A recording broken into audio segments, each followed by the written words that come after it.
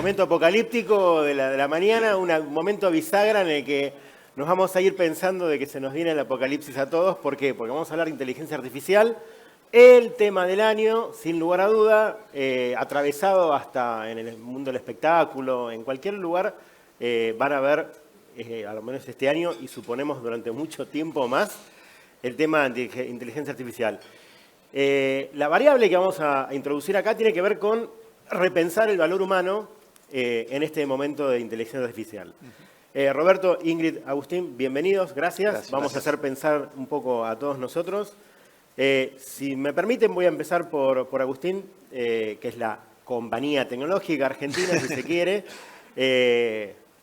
Contanos un poco cuál es la lectura que hacen ustedes dentro de Globant, empresa de tecnología, con el tema de la inteligencia artificial. Seamos lo más masivos posibles en la charla. Obvio. Y si hay algún tecnicismo, yo los voy a acercar. Por supuesto.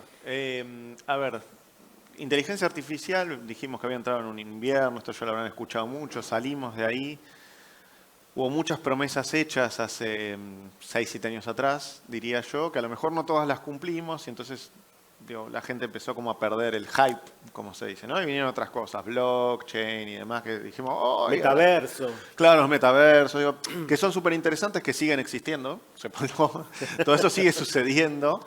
Hay noticias interesantes de todas esas cosas todo el tiempo también, pero noviembre del año pasado nos cambia la vida a todos cuando de repente sale una aplicación que se convierte en la más rápidamente adoptada en la historia, consiguiendo 100 millones de usuarios en 2 meses.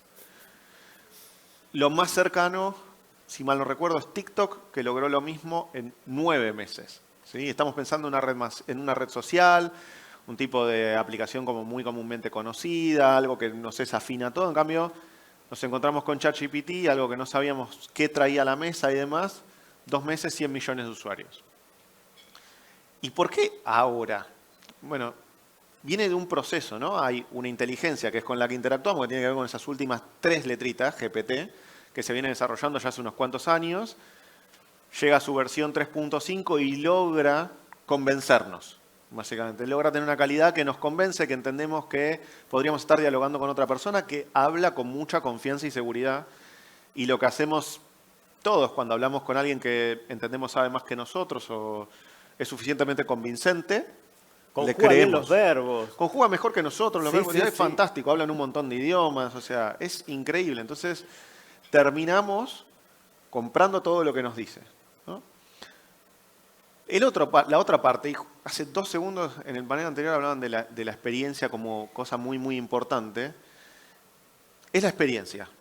Y todos dirán, bueno, pero es algo de lenguaje, conversacional, es lo lógico, ¿no? En parte es lo lógico, pero también venía de una observación. Un par de meses antes, mediados del año más o menos, se había vuelto muy popular una inteligencia artificial llamada Midjourney, que estaba disponible a través de una aplicación de mensajería llamada Discord, mucho más usada por la comunidad gamer que por cualquier otra, pero que también se dedicaba uno a explicarle qué era lo que quería y te devolvía unas imágenes que francamente fueron mejorando muchísimo y terminamos hace poco con, bueno, la del Papa Francisco con la campera, que creo que ha sido una de las más conocidas, que lo hizo esa inteligencia artificial. Entonces nos encontramos con gente que empezaba a hablar con modelos directamente, algo que hasta ahora no habían hecho. Si pregunto acá en la audiencia, seguro todos van a levantar la mano y van a decir que en Netflix vieron alguna película que les recomendó, ¿no? Mi caso es un poco complicado, Netflix lo usa mucha gente en casa, entonces me recomienda cualquier cosa. Pero cambié de cuenta. Claro, no compartas a veces es más difícil acostumbrar al usuario de lo que uno piensa. Es más fácil darle clic, clic, clic, clic y que entren, ¿no? Pero bueno, siempre estábamos con estas inteligencias que nos recomendaban cosas, pero no hablábamos con ellas, no teníamos una interacción directa humano-tecnología de inteligencia artificial. Acá sí. Entonces, con esa conjugación de que ahí se empezó a generar como cierta dinámica de hablar, cuando después sale ChatGPT y lo que produce no son imágenes, sino que texto, es mucho más fácil hablar con algo que lo que producís, lo que esperás es una respuesta escrita, que a lo mejor algo en imágenes, porque yo soy malo dibujando un muñeco de palotes y les puedo asegurar que también soy malo diciéndole a Midjourney que cree algo más interesante, porque no me falta la capacidad artística, básicamente. Sí, claro. Pero bueno, el resto vino y desde ahí en más nos encontramos con una serie de modelos que nos hacen replantearnos un montón de cosas. Y eso ha elevado muchísimo la conversación y lo ha vuelto a poner muy en ebullición. Tal cual. Una pregunta que voy a compartir tanto a Ingrid como a Roberto, que están como externos, como analistas, como en tercera persona, analizando este tema. ¿Podemos identificar 1, 2, 3 elementos positivos? 1, 2, 3 elementos a preocuparnos por este tema. Ingrid, si te parece, arrancamos. ¿Empiezo yo? Sí, por favor. Todo lo relacionado con las relaciones que sostenemos con las tecnologías me parece que siempre es algo positivo. Es decir, nosotros nos hemos desarrollado en un medio ambiente tecnológico, pero no solamente nosotros que hemos nacido a fines o a mediados del siglo pasado y a comienzos de este, sino toda la historia de la humanidad es su relación con la tecnología, desde la primera persona que se dio cuenta que podía raspar una piedra y hacer fuego y cocinar, ya modificó el medio ambiente, con lo cual me parece que una de las cuestiones más interesantes para pensar el problema de la tecnología es que la tecnología no son las nuevas tecnologías. Me parece que esa es como una de las primeras cuestiones que es importante de señalar. Nosotros somos sujetos, porque somos sujetos, es decir, nos hemos desarrollado con las tecnologías circundantes de cada época histórica. Creo que lo que nos sorprende, y es un poco lo que él estaba comentando, es como si estas tecnologías empezaran a, en términos de fantasía, adquirir como una especie de autonomía. Pero me parece que la cuestión positiva, si vuelvo a tu pregunta, en realidad la primera cuestión positiva es que nosotros estamos acá, existimos, y no digo solamente por estos dispositivos tecnológicos, sino por todo, por lo que comemos, por la ropa, por el modo en el cual nos desarrollamos, porque nos hemos relacionado con las tecnologías. Con lo cual, la cuestión positiva claramente va de suyo, me parece. Esa es la primera cuestión. Después, cuestiones más específicas, es probable que nos faciliten ciertas cuestiones. Probablemente muchos de ustedes hayan venido acá con el Waze, que es una tecnología que en realidad no tiene que ver con, esto es interesante, no es que yo no sé llegar al Four Seasons. Tal vez confío en que el Waze me dé el camino más rápido porque a las 10 de la mañana, que era la hora que nosotros teníamos que venir, nuestra intuición acerca de cómo llegar tal vez era un poquito fallada. Sesgada, y aparte sesgada. Claro, y además nosotros no tenemos un mapa de la Ciudad de Buenos Aires, con lo cual creo que esta idea de delegar funciones en las tecnologías circundantes también podría ser pensado como positivo. Y la tercera te la dejo a vos. Bueno, sí, yo creo que definitivamente va a traer un montón de beneficios a la humanidad en cuanto a su capacidad para producir cosas más rápido, de manera mejor, etcétera, etcétera. Podemos hablar, no sé, aplicaciones médicas, ¿no? Poder distribuir el conocimiento médico en todas las partes del mundo, pobres, ricos, poder tener, no sé, un diagnóstico de un melanoma instantáneamente y sin, digamos, con mucha más precisión. Cuestiones de, no sé, de escritura mundana, ¿no? O sea, quiero escribir un paper y de repente le digo, che, escribe el primer draft, ¿no? Y bueno, agarra y lo escribe y vos después haces todas las correcciones y yo, pero para ahí te salvó 2 horas de trabajo, claro. ¿Está bien? Ahora, la dificultad me parece tiene que ver con que tal vez estas tecnologías no son, algo distinto es que no son inertes, o sea, no es un auto que yo agarro y lo dejo y se queda ahí a menos que yo lo comande y yo sé lo que va a hacer si yo lo comando, ¿no? Acá es como que empieza a haber una interacción con la tecnología que puede devolvernos cosas que son sorprendentes y que puede modificar nuestro comportamiento. ¿Está bien? Entonces, yo lo que diría ahí, por ahí la dificultad más grande es que esto puede, si alguien lo usa para hacerse pasar por una persona. ¿Está bien? O sea, un estudiante en una universidad que escribe un ensayo que no fue escrito por él o ella, alguien que se hace pasar por una celebridad y empieza a generar contenidos. O sea, la parte de fake es complicada y todavía no sabemos cómo regular eso, ¿no? O cómo controlarlo. Pero quiero mostrar solamente que hay un salto de que, bueno, esto empieza a interactuar con nosotros y hay una dinámica en la interacción que no sabemos a dónde lleva, ¿no? Bueno, antes, fuera del panel, decías algo que me quedé muy lindo para debatir, es la inteligencia artificial nunca va a crear el barroco, ¿no? O sea, sí, es imposible que algo tan humano como una vanguardia artística o un movimiento artístico pueda ser desarrollado por Hoy por hoy lo que tenemos son tecnologías que pueden agarrar, digamos, contenidos en distintos formatos generados por humanos, ¿sí? Y combinarlos y hacer como inferencias o deducciones que por ahí son sorprendentes, porque no lo sabíamos, pero la información estaba ahí, digamos, no están innovando, ¿sí? Aunque nos parezca innovador, en realidad la información estaba ahí adentro, no lo sabíamos nosotros, ¿no? Agustín, ¿existe el sesgo en inteligencia artificial o no? ¿Cómo es el tema de...? Por supuesto, de hecho... ¿Y es peligroso? Todos nosotros estamos sesgados. Sí, el Entonces, humano es obvio que está, que existe. Partamos de esa base. Si todos nosotros estamos sesgados y estamos educando a nuestros hijos, por ejemplo, los educamos con ciertos sesgos. Sí. La inteligencia artificial es como una especie de hijo virtual. Así que, querramos o no querramos, le inculcamos esos sesgos. Los mismos datos que vamos colectando están sesgados porque, por ejemplo, quiero mejorar mi scoring crediticio y quiero incorporar a la gente que no está bancarizada. No tengo información. Tengo que tratar de replicar cómo podría ser ese comportamiento para tratar de hacerlo.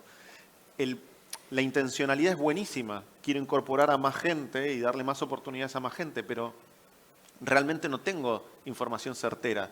Entonces, lo que intente hacer para simularlo es un sesgo. ¿Qué es lo importante de los sesgos? Que todos los reconozcamos. Que sepamos cuáles son, que sepamos que están, que pensemos estrategias para tratar de mitigarlos o qué hacemos cuando no los podemos mitigar. ¿Sí? Entonces, ahí está la clave. Nosotros hemos hecho aplicaciones que tenían que ver, por ejemplo, con diagnósticos médicos y una de las grandes cosas que nosotros educábamos después al cliente para que lo habíamos construido es, che, mirá que esto funciona muy bien acá en Argentina, pues lo habíamos hecho para acá, pero si te lo llevas a Brasil probablemente no funcione. ¿Por qué? Porque era encima sobre una condición en la piel y demás. Digo, la muestra étnica que tenemos es muy distinta. Entonces no lo voy a poder determinar correctamente allá. Si vos lo llevás como... ¿Te hizo caso el cliente o no te hizo caso? No, sí, fue uno de los grandes temas de cómo hacer para poder globalizarlo, ¿no? Y qué cosas eran necesarias para poder globalizarlo. Y de hecho lo que le decíamos es, no tenés que pensarlo globalizado, tenés como que crear instanciaciones de esto según el pool étnico que vos tenés ahí para hacerlo más adecuado. Digo, pero vuelta, vos podés dar estrategias sobre cómo atacar los sesgos, pero tenés que ser muy consciente de que existen.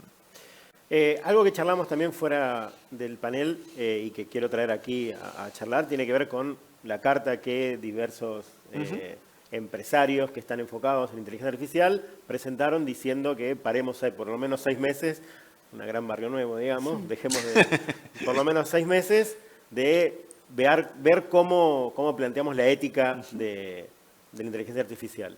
Roberto, si te parece, me gustaría que tu reflexión, después le pido a Ingrid.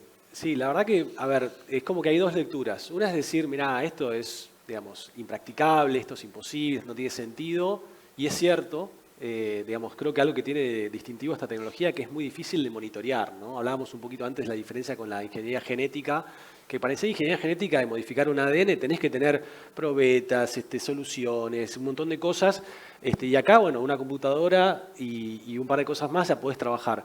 Y aparte, los datos son, digamos, invisibles en un sentido, se pueden transferir, se pueden mover. Entonces, es difícil de practicar algo, un freno. La pregunta sería cómo lo hacemos.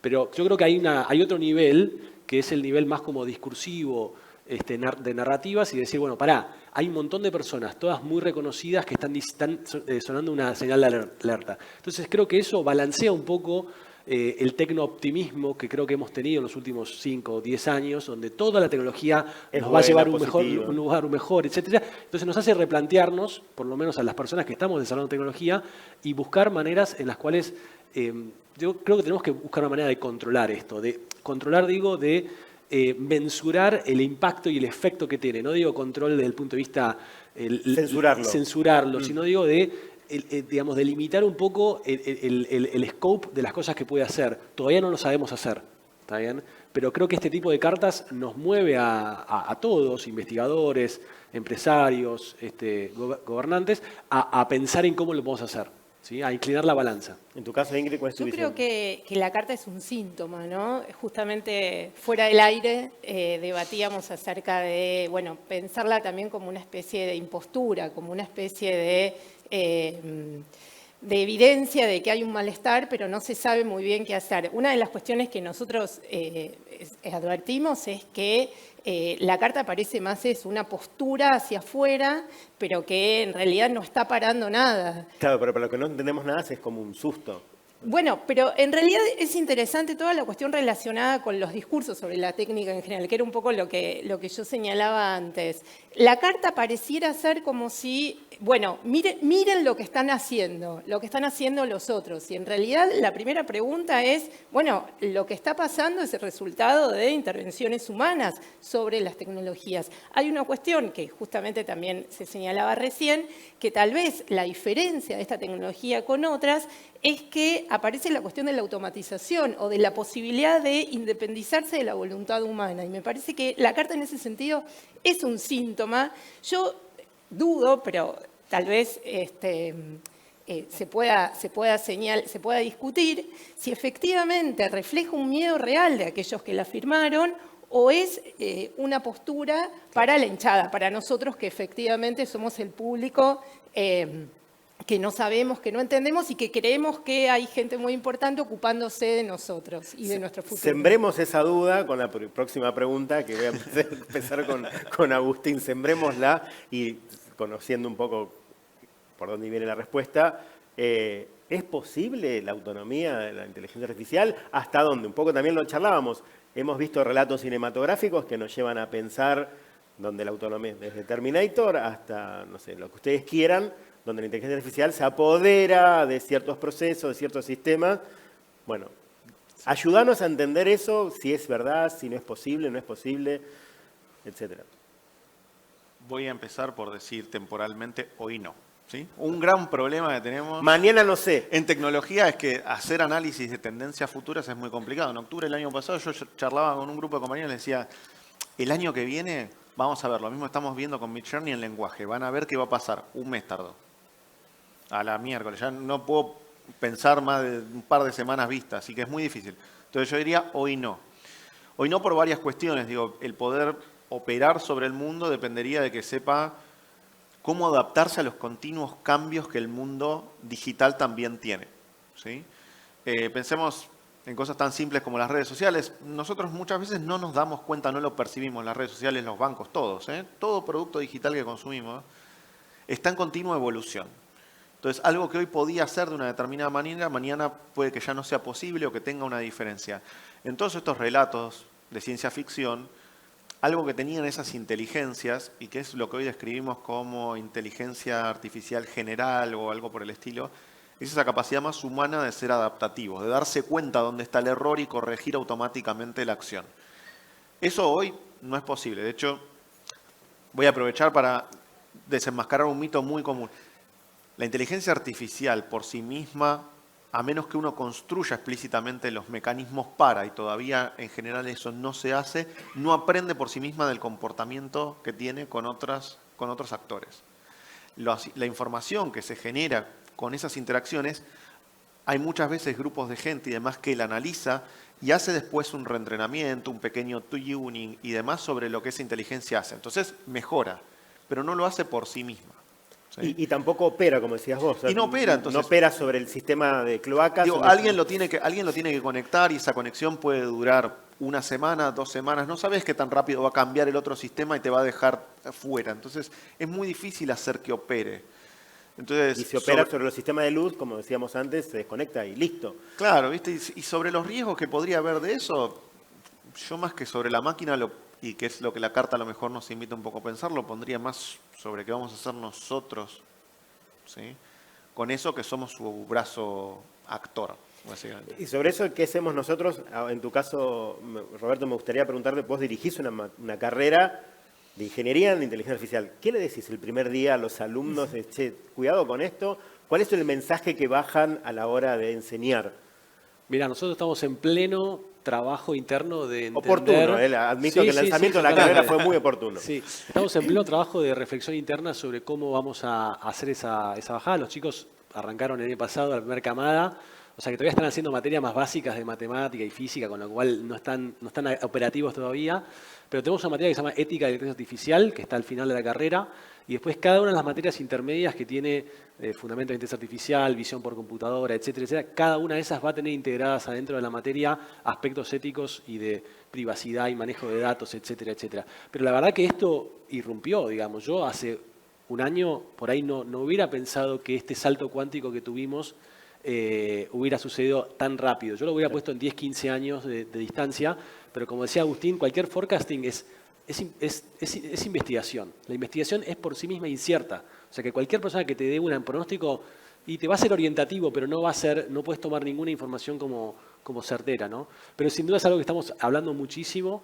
Estamos tomando los guidelines que la Unión Europea ha generado, estamos tomando la referencia también de institutos como de inteligencia artificial como Stanford y Berkeley de referencia. Digo, por suerte la humanidad ya en los últimos 10 años ha generado digamos, ciertas filosofías, ciertas maneras de pensar que nos dan algunas herramientas para poder abordar esto de manera sistemática y no impulsiva, digamos, ¿no? Más pensada, ¿no?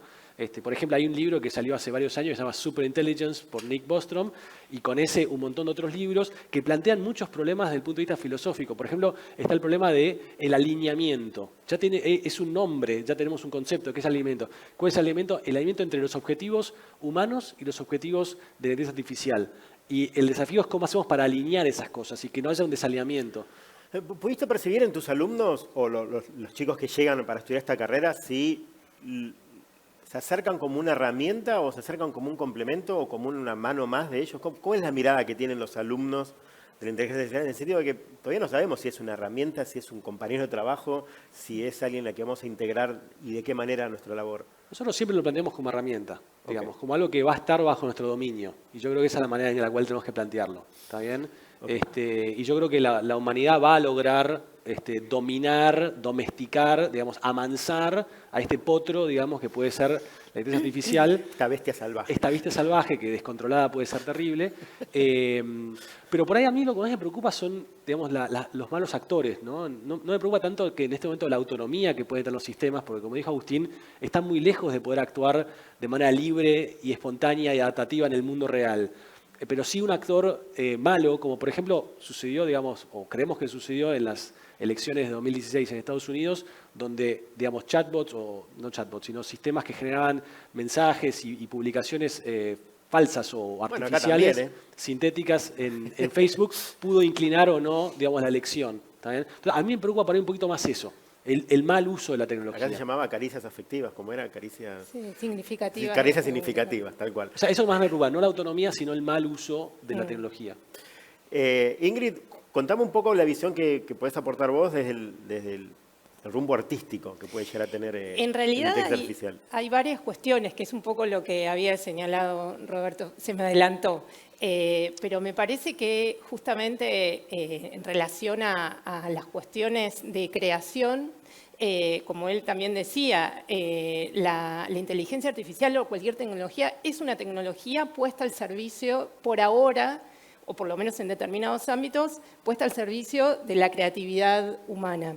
La cuestión artística en realidad ha sido debatida de distintos lugares, ha tratado de ser pensada desde cierta lógica científica, es decir, si es posible justamente entrenar sistemas para que creen. Pero me parece que más allá de las teorías, una de las cuestiones más interesantes es pensar que todavía cierta cuestión de la creatividad, del shock, de la aparición, del acontecimiento, todavía no puede ser creado desde las máquinas. Una cosa, quiero salir un cachito del arte y Por volver favor. a algo relacionado con la fake news, que también es un poco, que si uno lo relacionara también lo podría pensar con el arte. Ustedes habían mencionado lo de la campera del Papa, y hay una cuestión ahí que me parece súper interesante, que es la posibilidad de crear infinitas imágenes en cualquier lado, ¿no? Una de las cuestiones que me parece más interesante de esa imagen es que, si bien no fue verdadera, era verosímil. Es decir, es una imagen posible en un mundo creativo, claro, pero además eso, que como todos tenemos a nuestra disposición herramientas creativas, entonces todos podemos hacer cosas, pero además todos podemos creer esas cosas. A mí me parece que una de las cuestiones más interesantes es, volviendo al componente humano, es la capacidad de discernir las imágenes verdaderas de las falsas, no las verosímiles de las no verosímiles. Pero supongo que habrá una inteligencia artificial que te diga esto es falso. No, bueno, pero tenemos que tratar de evitar ¿Todavía no? eso. Es un gran desafío. sería Es un gran ideal. desafío de investigación en ese sentido porque justamente estamos tratando de entender cómo discernir ese tipo de cosas Claro. hoy. Porque hasta hace un tiempo, por ejemplo, las fotos de inteligencia artificial todavía tenían errores, tenían dedos de más, tenían más dientes. Sí, borrosos. Claro, de golpe esas fotos son verosímiles en su gestalt, en su forma completa, con lo cual me parece que tratando de juntar ciertas cuestiones, la creación artística, no relacionado con los artistas de carrera, sino con la posibilidad de hacer cosas, aparece a disposición de todos. Claro. Y me parece que el componente humano, lo que puede aportar el componente humano es justamente discernir entre la creatividad humana y lo entrenado para ser creativo, que me parece que también hay una diferencia entre la creatividad, que además no es mensurable, y capacitar una máquina para ser creativa. Porque la pregunta es, ¿cómo capacitaríamos una máquina para que fuera Sea creativo, creativa? claro. ¿Y en base a creación de qué? O sea, creatividad Claro. con qué estilo. Agustín, yo tengo una pregunta Dale. más concreta y después una más abierta y vamos a ir cerrando. Sí. Contanos 2 o 3 aplicaciones de Globant de inteligencia artificial que podamos compartir, así bajamos a la tierra de qué estamos hablando. Bueno, a ver, por ejemplo, con inteligencia artificial generativa, que es todo este gran mundillo que estamos viendo ahora, lanzamos en febrero, dentro de nuestra serie de productos llamado GeNexus Next, una aplicación en la cual vos describís un sistema que querés lograr. Por ejemplo, no sé, quiero hacer una juguetería y quiero que los ítems tengan todas estas características y quiero que haya un carrito de compras y que pueda guardar las reseñas de los usuarios por cada uno de esos elementos, qué sé yo. Se lo describo, se lo envío, lo procesa, identifica todas las entidades que pueden ser relevantes, las características que van a tener y demás, y construye toda la parte de lo que sería el servicio que funciona por atrás. No me da la parte visual todavía El para back office. interactuar, pero toda la parte de back office me la construye. Un sistema, un software. Es un software, por prompting, o sea, le escribo igual que le escribiría a ChatGPT y no me tengo que poner a codificar ni nada. Y eso podría acelerar un montón de escenarios donde la verdad que es muy costoso, incluso podría permitir que un montón de players que quieran entrar en el mercado digital y no pueden tengan una aceleración importante para poder hacerlo. ¿Y eso, el código, en cuánto lo devolvió? No, eso tarda 5 minutos y te genera eso y te lo despliega, te lo deja ya funcionando, o sea, puedes usarlo efectivamente. ¿Sí?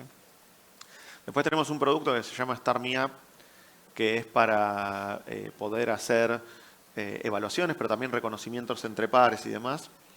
Lo que estamos tratando de ver es cómo incorporar estas inteligencias para ayudar a identificar si un feedback que alguien escribió es bueno o no.